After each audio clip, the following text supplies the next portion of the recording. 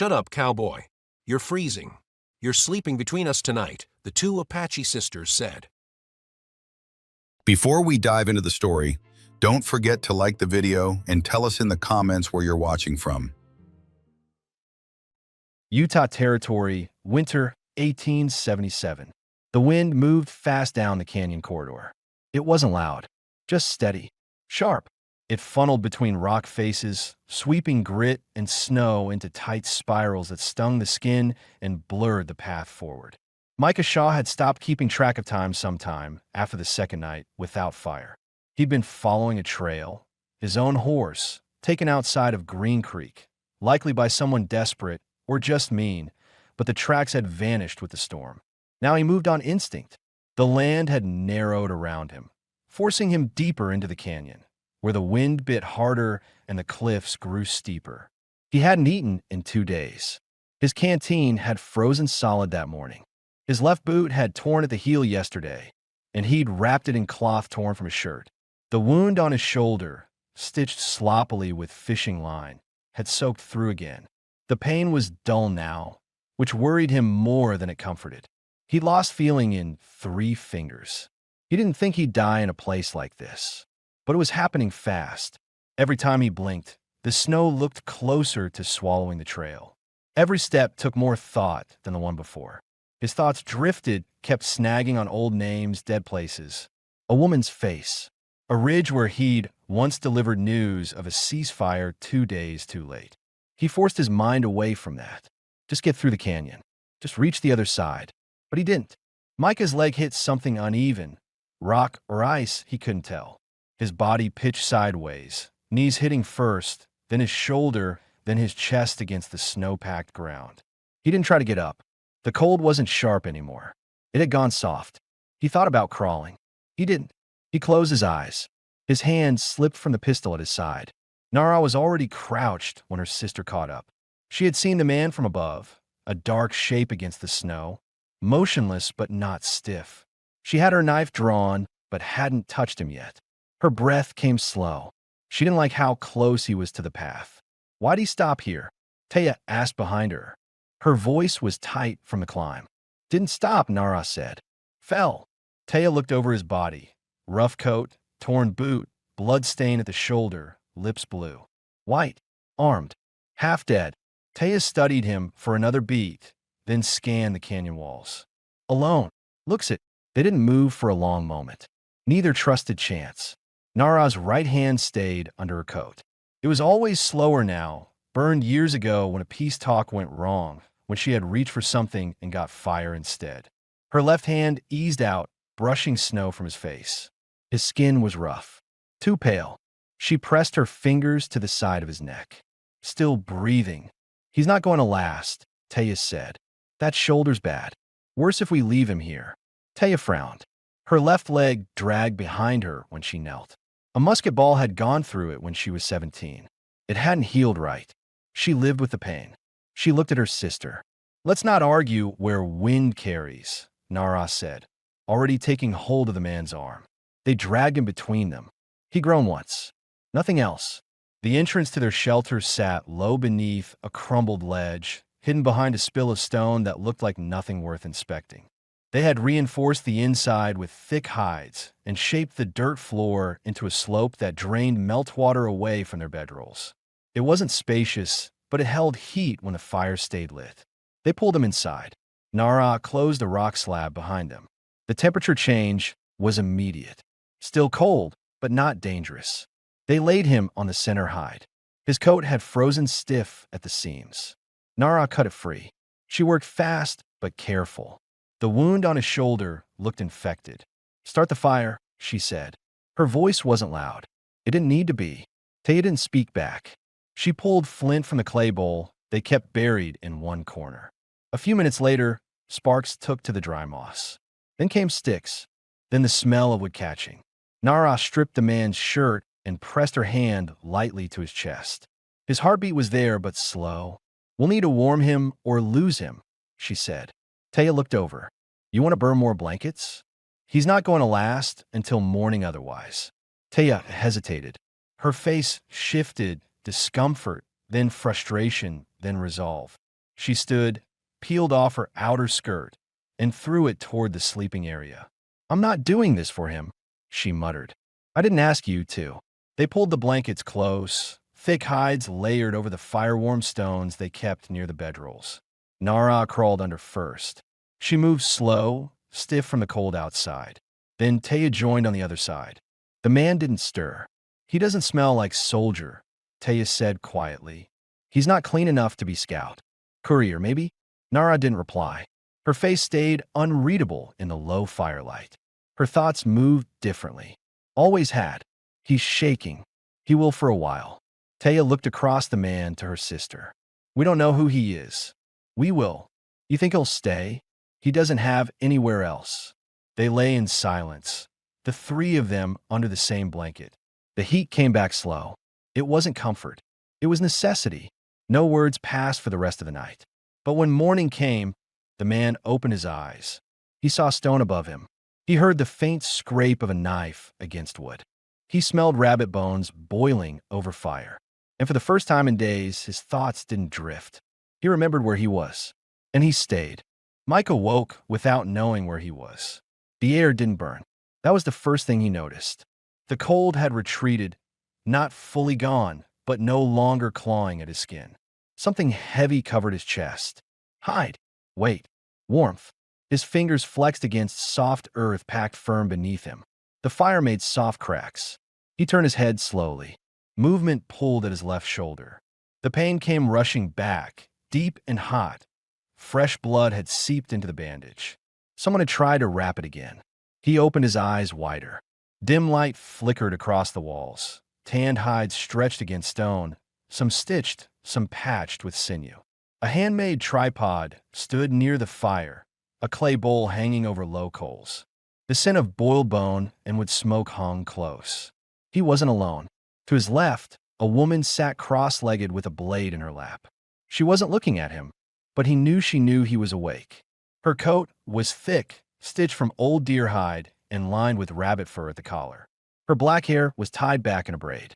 Her right hand rested against her thigh. It was scarred badly, curled and stiff, half usable at best. Nara. He didn't know her name yet, but he watched how she moved. Precise. Measured. She sharpened her knife in slow, careful strokes. Not because it needed to be sharp, because it gave her something to control. To his right, another figure stirred. The younger one. Her face was softer, but her eyes sharper. She wore a loose tunic with a band around her left leg.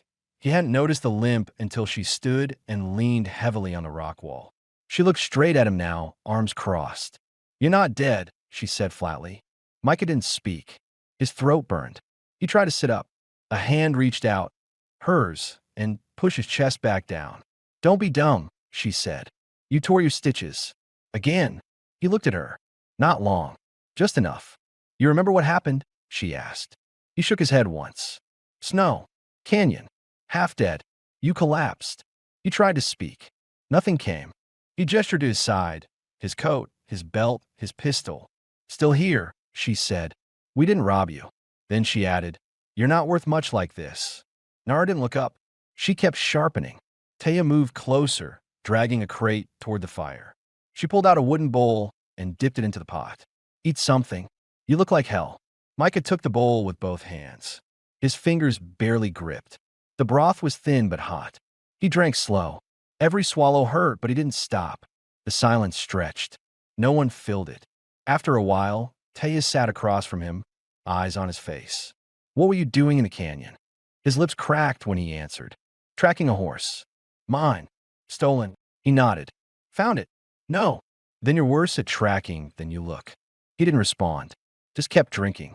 She watched him for a long second, then leaned back, resting her weight on one arm. You army. Was. You kill Apache? He didn't blink. No. You sure? I'm sure. She stared harder, then turned to Nara. He says he didn't. Nara finally looked up. Her eyes met his. Still. Cold. Not cruel, but tired of lies. Micah held her gaze. Scout courier. Not cavalry. I carried things. Didn't shoot people. Nara said nothing, but she didn't challenge it. That was enough. Taya stood. We have rules here. You want to stay, you follow them. I didn't ask to stay. You're still breathing, she said. That counts. She listed them flat. No fire after dark unless we say so. No leaving before we say so. No touching anything sharp unless we hand it to you. If you step outside, you tell one of us. Micah looked toward the slab that covered the entrance. No handle, just rock pressed against more rock. You're sealed in, she said. For now. Nara stood then, slower than her sister, but taller. She stepped to the wall and picked up a folded hide. She laid it on the ground beside the fire. You sleep there, she said, voice low. Micah finished the last of the broth. His hands shook when he lowered the bowl. You got a name? Taya asked. Micah Shaw. She tilted her head slightly. You don't sound Southern. Born East. Rode West. What for? He didn't answer. Taya watched him another moment, then turned and limped to the corner where a pile of tools sat wrapped in cloth.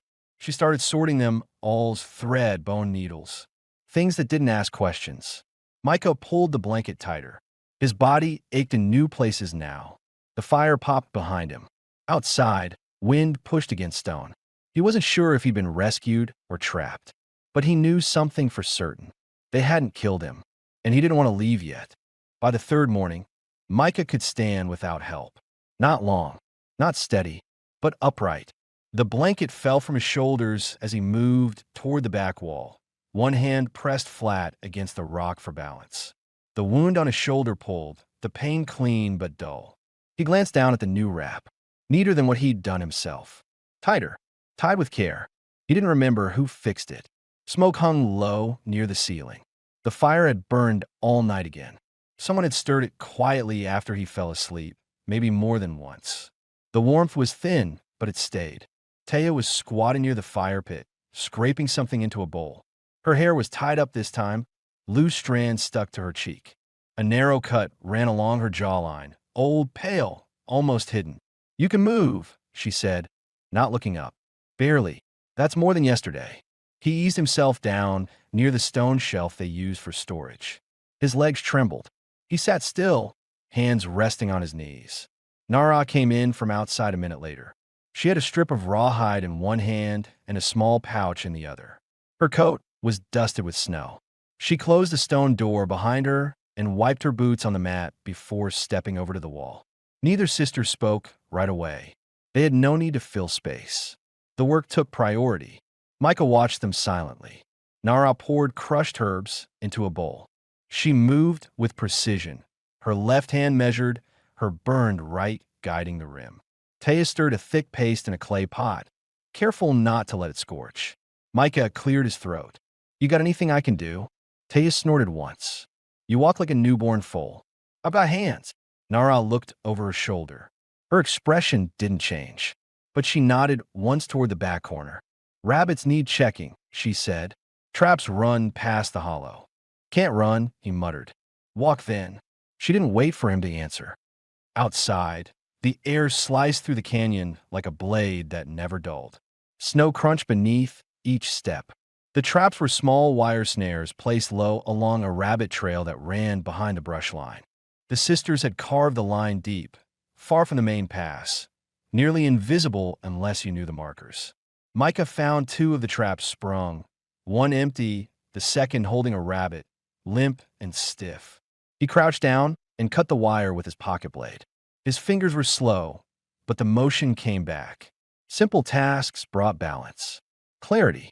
When he returned to the shelter, he set the rabbit beside the fire and said nothing. Taya raised her brow slightly. Didn't comment. Later, she gave him a pile of torn hides. Patch them. If you can't sew, hand them back. Micah held the needle awkwardly at first, but his stitches were steady. Not perfect, but passable. He didn't rush. Taya leaned over once to check his work. She grunted in approval. No holes in the seams. You done this before. Army bedrolls. Saddle repairs. Guess you're good for something. That was the closest thing to praise she offered that day. By dusk, Micah had carried in 4 logs, cleaned 2 blades, and stacked dry moss near the fire pit. His legs burned, his shoulders screamed, but he hadn't asked to stop. Nara handed him a half-filled cup of boiled water. It was warm, not hot. You're slower than we are, she said. I'm not trying to impress you. Good. Taya finished stringing a bundle of herbs near the ceiling and sank down beside the fire. She pulled a blanket over her lap and started picking seeds from a gourd. She didn't glance at Micah when she spoke. You had a woman? He didn't answer right away. The silence didn't seem to bother her. Had, he said finally. She leave? Didn't get the chance. Nara turned away and began packing the unused paste. She didn't ask anything. Taya spoke again. So now what? I was looking for my horse. Maybe a place to keep warm. You found the second. Micah let out a breath through his nose. You always talk this much. Taya's mouth pulled into something between a smirk and a shrug. Only when I'm bored. He leaned back against the rock wall and let his eyes close for a moment. The air inside was warmer than it had been. The logs he carried burned steady now. He hadn't been invited. He hadn't earned trust, but they'd let him work. That was more than most places ever gave. That night, when he laid out his blanket, no one told him to move. The fire stayed lit. No one locked the door. And for the first time in months, Micah Shaw slept without his hand on the grip of a weapon. Micah woke before either sister stirred.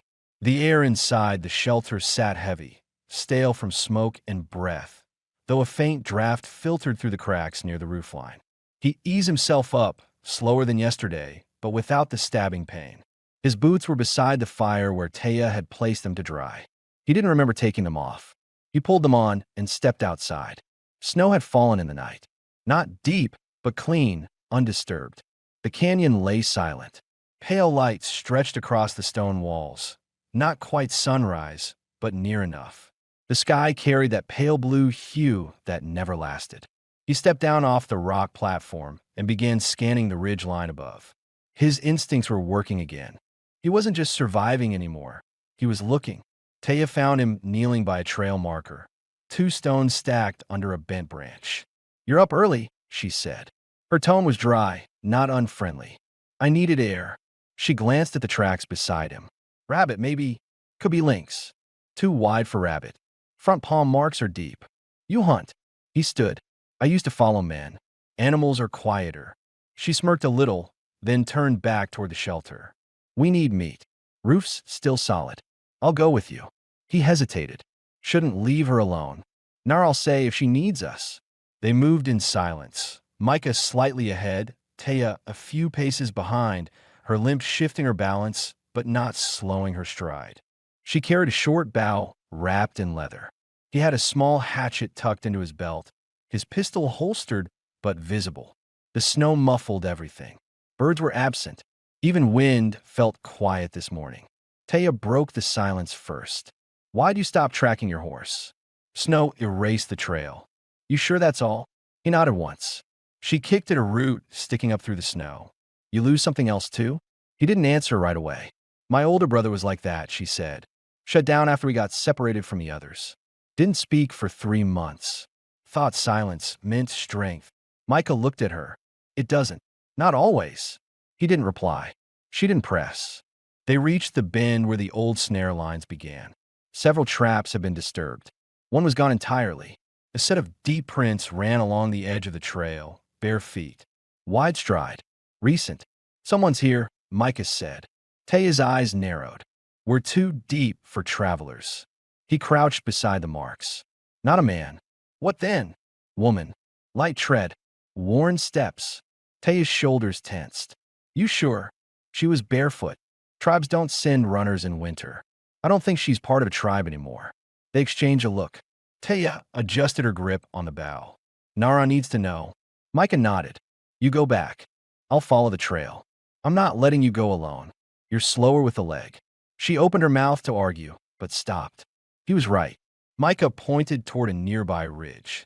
If I'm not back in an hour, send Nara. She nodded, then turned and started back. He moved the other way.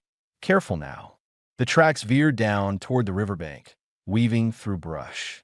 Whoever she wasn't moving with purpose. The prince circled, backtracked. He found broken reeds where someone had sat, maybe overnight. No shelter, no fire. He finally spotted her shape behind a thicket, half curled, not moving. He stepped forward slowly, hands visible.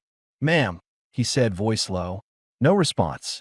He crouched beside her, skin cracked at the heels, skirt torn, face covered by tangled hair. She was breathing. He didn't touch her, just waited. A minute passed. Then her hand twitched. Micah stood and pulled off his coat. "Come on," he said quietly. She didn't resist when he wrapped it around her shoulders. By the time they reached the shelter again, Nara had the fire stacked high. Taya stood by the door, bow still in hand. Nara took one look and didn't ask questions. She pulled down a fur and cleared space by the fire. They laid the girl down. She was young, maybe 17. Apache markings at the shoulder, bruised along the ribs, cuts on her ankles. "Someone left her to die," Taya said. Micah didn't answer. He wiped his hands clean with snow and sat back, watching as Nara checked the girl's pulse and placed a damp cloth on her forehead. Nobody said what they were all thinking. They just worked. And that night, there were 4 bodies in the shelter, and one of them wasn't supposed to be there. The girl didn't wake that first night. Her breaths came shallow. She shivered, even under 2 layers of furs. Nara stayed beside her the entire time, checking her temperature by touch, dabbing at her lips with warm water. She said nothing the entire evening. Taya watched from across the fire, arms wrapped around her knees, her brow set. Micah kept to the far wall. He didn't try to help. He understood the limits. He'd seen this before. Bodies pulled too long through cold, pushed beyond hunger and sleep. When they came back, it wasn't all at once. Sometimes it wasn't at all. No one spoke until the fire burned low. Taya finally broke the silence. "She's marked." Nara gave a short nod. They branded her. "Looks fresh." Micah hadn't seen that part. He shifted slightly. "Traitors?" "More likely local militia," Taya muttered. "Some of them brand runaways to warn others." "She's too young." Nara answered this time, voice flat. That never mattered. They let that hang in the air. The next morning, a thin cry echoed through the shelter. Not loud, not panicked, just hoarse and raw. Micah stood first. Taya followed. The girl had pulled herself upright, barely. Her face was drawn, lips cracked, eyes wide and untrusting. She looked at the 3 of them, then back at the door. Her body tensed like an animal backed against a wall. Nara crouched near the fire and poured warm broth into a small bowl. She set it down and slid it across the floor, not speaking. The girl didn't touch it. Taya stepped forward. "You're not a prisoner. Still nothing. We didn't bring you here to harm you." The girl's eyes flicked to her ankle. The bruises were deep, turning dark. Micah stayed back, near the entrance. "Can you speak?" Taya asked, softer now. The girl nodded once. "Name?" Silence. Taya tried again, switching to a soft Apache dialect. Still no response. Just a slow shake of the head. Nara placed a blanket over the girl's lap and stood. She gave a glance toward the others. "She'll talk when she chooses," she said simply. By midday, the girl had eaten 2 spoonfuls of broth and curled back under the hides. She didn't sleep, just lay still, watching the corners. Micah stepped outside to split wood. The wind had returned, colder than before. He worked in silence, steady rhythm, blade rising and falling. The motion helped him think. He didn't know what they were now, this group. 3 people surviving had been difficult enough. Adding another, especially one wounded, uncertain, possibly hunted, it tilted the balance. When he came back in, Nara was sewing something along the girl's sleeve. Taya stood near the fire, boiling more water. Neither looked up. Micah sat down and removed his boots. "I'll go downriver tomorrow," he said. Nara glanced at him. "Why?" "Check for movement. If someone's tracking her, they might not be far behind." Taya shook her head. "If they branded her, they might still think they own her. Then I want to know what direction they're coming from." No one disagreed. That night, the girl spoke. Taya had just sat down to repair a torn binding on her old journal. The fire was low. Nara had gone to lie down, her back to the rest of them. Micah was mending one of his coat seams, stitching slowly, hands stiff from the cold. The voice came soft, barely more than a whisper. "Name's Saya." Taya froze, looked up. Saya didn't meet anyone's eyes. "They pulled me from the river 2 days east of here. Said I was worthless. Left me tied in the snow." Taya moved closer, slow. She didn't interrupt. "They took my brother a month before that. I haven't seen him since." Micah sat still, listening. Saya wiped her face once with the back of her wrist, then pulled the blanket tighter around her chest. I didn't think anyone would stop. No one tried to comfort her. Nara spoke from her cot, voice quiet but clear. We don't leave people. Saya looked toward her, blinking hard. Taya leaned back on her heels. Tomorrow, we'll go through what you remember. Names, faces, anything that can help us know what's coming. Saya gave the faintest nod. Micah stood and stirred the fire with a branch. No more was said, but the air had changed again. There was a new name, a new voice, a fourth bowl at the fire, and that meant none of them could leave anymore, not without taking the others with them. Snow fell again that night, heavier than before. It coated every ledge, softened every edge of the canyon. Inside the shelter, the fire kept low to avoid drawing attention. Nara used flat stones to seal the smoke path. The walls held warmth, but the air remained sharp. At first light, Micah dressed without speaking. He strapped his holster back into place, checked the pistol's chamber, then tied the extra rounds into a pouch on his belt. Taya handed him a strip of dried meat and a small flask.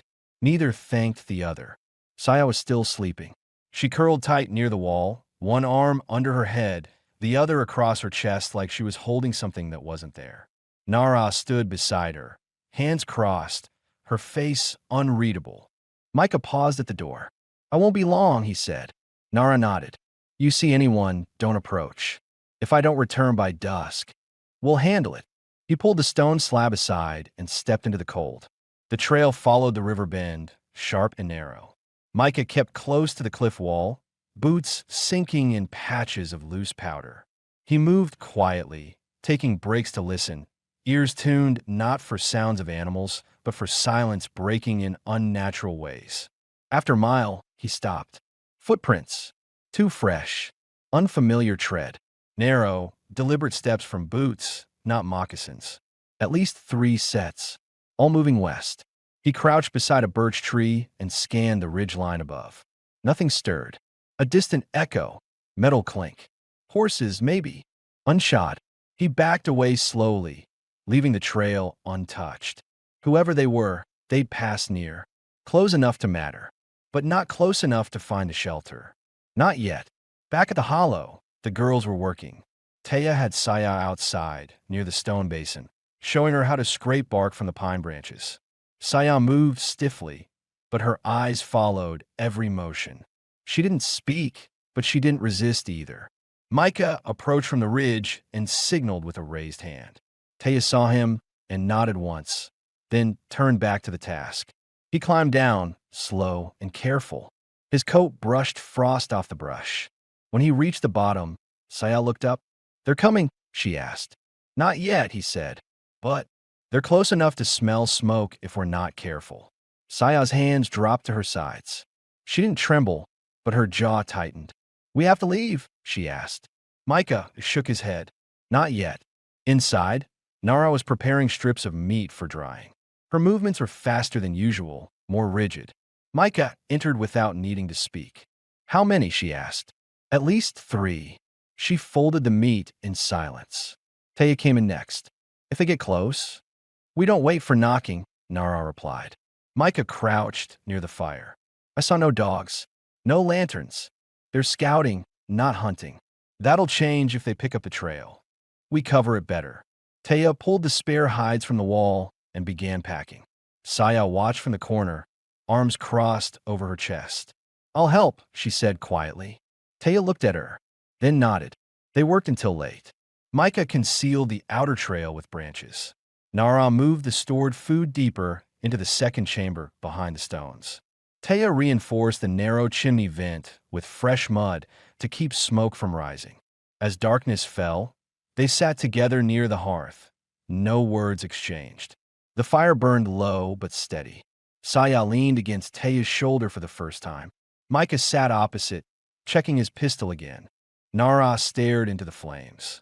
They weren't a family, but whatever they were now, they knew one thing. If the men returned, none of them would be taken. Not this time. Not from here. Mid-morning brought wind. Not wild, but steady enough to scrape ice from the canyon walls and push cold through every seam of the shelter. The stone slab covering the entrance had frozen into place overnight, and it took Micah 2 tries to pry it loose. The noise echoed more than he liked. He stepped outside, scanned the ridgeline again, then the path leading to the stream. Nothing moved. No birds. No prints. He remained still for another full minute before moving downslope. Behind him, the others began their morning without waiting for orders. Taya carried a pail to gather meltwater near the rocks where the sun hit first. Saya followed, limping slightly, wrapped in one of Nara's coats, oversized and patched at the sleeves. She didn't speak, but she watched everything. Her eyes stayed on the horizon, even when her hands moved. Inside, Nara was laying out thin strips of bark and pine gum to begin sealing the gaps in the ceiling. They had just enough fat left to coat the inside stones one more time, maybe two if stretched. She worked fast, shoulders hunched, her burned hands steady against the wall for balance. By now, each of them understood the rhythm, the unspoken routine. No one needed to ask what needed doing. They were preparing, quietly, thoroughly, because it was no longer a question of if. It was when. By noon, the sun had crested the eastern wall of the canyon. The snow softened in patches, crust breaking under every step. Micah had circled to the northern rise. From there, he could see the open trail they'd all agreed to leave unblocked, a false pass. It would suggest movement elsewhere. It was bait. He spotted them just before the wind shifted. 3 riders. No colors. No flags. Broad shoulders. Long rifles strapped to saddles. Their horses moved slow, not tired, just deliberate. These weren't men chasing something. They were waiting to be noticed. Micah slid back behind the ridge, moved down low along the stone face, boots leaving no mark on the frozen ground. By the time he returned to the hollow, his coat had soaked through at the hem. Inside, Nara looked up once. They're near. He didn't answer right away, just nodded and dropped the canteen beside the fire. Taya stood. How long? They've stopped near the clearing. Watching. Looking for her? Or me? Micah said. Saya had frozen at the sound of boots returning. Now she stepped forward. I know one of them, she said. The man on the black horse. His name's Marston. He was there when I escaped. You sure? Yes. Her voice cracked. He had a scar under his chin. Wears a silver ring on his right hand. Micah sat on the edge of the sleeping mat. What's he want? She looked down. Control. They made a plan that afternoon. Taya would set trip wire on the north trail, cowbells, scraps of tin, anything that would ring against stone. Nara had Micah help her dig a secondary stash pit beneath the fire. It wasn't deep, but it would hold dried meat, flint, and half a flask of clean water. Just enough to disappear for a day, maybe 2. Saya insisted on helping. She limped out with Taya, dragging brush to cover their footprints. Her voice stayed low, but her hands never stopped. When the sun dropped behind the west cliff, everything inside the shelter had been packed tighter. No stray tools, no noise, no movement near the chimney. They kept the fire low, then let it die out. The night came fast and brought company. A sharp rattle broke the silence just after moonrise. The bell. Micah reached for the pistol and was already at the door when Nara stepped in beside him, bow drawn. They didn't speak. He slid the stone aside an inch, just enough to see. A shadow moved across the snow, too slow to be accidental. Then another, closer this time. Then a voice. We don't want to fight. It was a man's voice. Calm, worn, coated in arrogance, not heat. We're tracking a thief, he called. Apache girl. Took something that don't belong to her. Saya stiffened in the corner. Taya placed a hand on her shoulder. You can give her up and we'll leave quiet. No one moved. We don't have her, Micah said, voice flat. I seen your tracks. There's 4 of you now. Nothing says one of us didn't leave. A pause. You talk like a man who's been alone too long. Micah didn't answer. You got one chance. Tomorrow we come back. If you're still here, we'll assume you're sheltering fugitives. Micah reached forward, resting his finger against the trigger. His eyes never left the dark outside the door. You finished? He asked. There was a chuckle. You'll know when I am. The sound of retreating steps followed. 3 sets. Horses didn't move. Micah waited until the last shape vanished behind the rocks before sliding the stone shut. Inside, Taya stood with her back to the fire pit. Nara sat beside the sealed chimney. Saya hadn't moved. She just whispered, "He'll come back." Micah holstered the weapon. "We won't be here." Nara looked at him. "You're sure? They want her alive. That buys time." Taya stepped forward. "Where would we go?" Micah leaned down, picked up his coat. "There's a draw about 2 miles north, old coal chute, caved in years back. No one would check it in winter." Nara nodded slowly. "We go before light," Micah said. Saya spoke again, voice steadier this time. "If they catch us." Micah looked at her, then at the others. "They won't." And in that moment, the way they looked at him changed. Not as a stranger, not as a guest, but as someone who would not leave. By the time the canyon dimmed with the earliest edge of dawn, the fire was already dead and the shelter stripped bare. Every hide folded, every tool packed. Nothing remained that would hint at the lives kept inside. It was Taya's idea to leave the broken snare near the door, a message that no one had survived. They left on foot. No horses, no lanterns. Just layered clothing, a bundle of food, and silent urgency. Micah led. Nara followed with her knife strapped to her thigh, one hand free to steady Saya as they moved. Taya walked last, checking their back trail with each bend.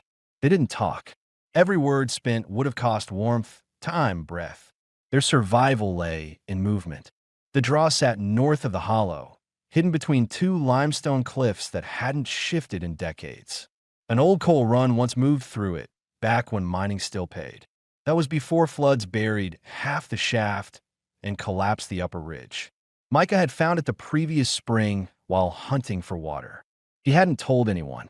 Until now, the entrance looked like nothing more than a ditch between two dead trees. Beneath a fallen branch and a layer of leaves, he pulled back the canvas he'd tucked there months ago. Behind it, barely visible, was a narrow cavity in the stone. "Get low," he said. "It's tighter at the start." Nara crawled first, Saya behind her. Then Taya. Micah followed last, covering the opening with debris as he went. Inside, the shaft widened just enough for them to sit shoulder to shoulder. The air was damp, the smell of old coal and ash clinging to the walls. A single beam of light filtered through a crack in the rock above. Enough to see, not enough to reveal them. No one spoke until every footstep from outside had vanished. Hours passed. They shared bread. Nothing more. Nara chewed slow, her eyes never leaving the narrow slit of light. Taya sharpened the same arrowhead over and over, a habit she used to stay calm. Saya sat curled in a blanket, arms wrapped around her knees, lips pressed together, eyes darting with every sound. Micah kept his ear to the wall. Twice he heard horses, once voices, but nothing came close. Late in the afternoon, Saya finally broke the stillness. "Why'd you come back for me?"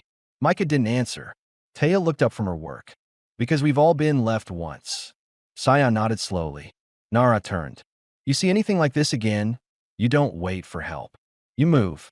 "I couldn't walk," Saya said. "Then crawl." There was no anger in her tone, just fact. Saya didn't take offense. She only said, "I didn't think anyone would find me." "You were wrong." The cold returned fast after dusk. They built no fire, just sat close, shared body heat. Their breath fogged the air, mixing in the narrow shaft. Micah leaned against the wall, gun resting across his lap. His shoulder ached, the old wound stiffer in the cold, but he didn't shift. His ears caught every change in wind. Nara pulled her coat tighter. Taya removed her boots to rub her toes, then covered them again. Saya rested her head against Micah's arm without asking. He didn't pull away. Not long before midnight, the sound came again. Voices. They were further this time, distorted by the canyon's curve. Micah motioned for silence. Everyone froze. They heard snatches, nothing clear. Left prints, maybe double back. Then silence. And after that, hooves. Distant. Fading. Nara whispered, "They're pushing east." Micah nodded. "We hold until morning." Taya lay back against the cold stone. "If we had a horse, we'd make tracks," Nara finished. They didn't speak again. The next morning brought snow again. Thin at first, then heavy. By midday, it was near blinding. Micah used it. He led them back to the trail, not toward the shelter, but further north, deeper into the upper ravine where trees grew thick and wind died early. There among the pines, he stopped. We build here. Taya turned. No shelter. We make one. Nara dropped her bundle. We have the tools. Saya pulled the canvas from her bag. And a reason. They gotta work. Micah cut branches. Nara wove supports. Taya tied beams using sinew from the old snare lines. Saya cleared snow, hands red and raw but steady. By sunset, the frame was up, covered in hides, reinforced by stone. Inside, it didn't leak, didn't groan. It was crude, but held. That night, with the wind howling far above them, the four sat inside. Not as fugitives, not as strays, as something built, not broken. Saya handed Micah a strip of bark with something carved into it, her name. He held it for a long time, then tied it to the central beam. Nara watched. Taya smiled. None of them said out loud, but they knew this one wouldn't be temporary. By early spring, the worst of the wind had broken. Micah stood on the ridge above the new cabin, sleeves rolled, hands scarred from labor, watching the last frost melt from the trees. The smoke from their chimney curled straight into the sky. No longer hidden, no longer cautious. A full winter had passed since the night they disappeared from the hollow, and no one had come looking since. The shelter they built by hand still stood. The roof no longer leaked. The walls were reinforced with pine beams, scavenged from the ridge above the ravine. A trench ran behind it now to guide runoff away from the door, dug over 2 days in frozen ground. A new fire pit sat beside it, open to the wind, where they cooked when the weather allowed. Tools hung from hooks Micah had carved. Everything had its place. Inside, it smelled of smoke, fresh bread, and pine gum. That morning, Saya had gone to fetch water from the stream alone. She no longer asked permission. Her limp remained, but she'd grown stronger, steadier. She carried a small hunting knife now, Nara's old one. Not as a gift, just passed on because it fit. Taya had taken over the drying racks and started marking seasons by the growth of moss along the southern boulders. She claimed a patch of ground for herbs and had coaxed new shoots from the frozen soil with ash and crushed bone. She said it wasn't farming, just survival with rhythm. Nara rarely left the ridge anymore. She had cut and stretched so many hides she could judge thickness by touch. She didn't speak much still, but she started humming when she worked. Low, tuneless sounds. It made the cabin feel less like a place to wait and more like a place to live.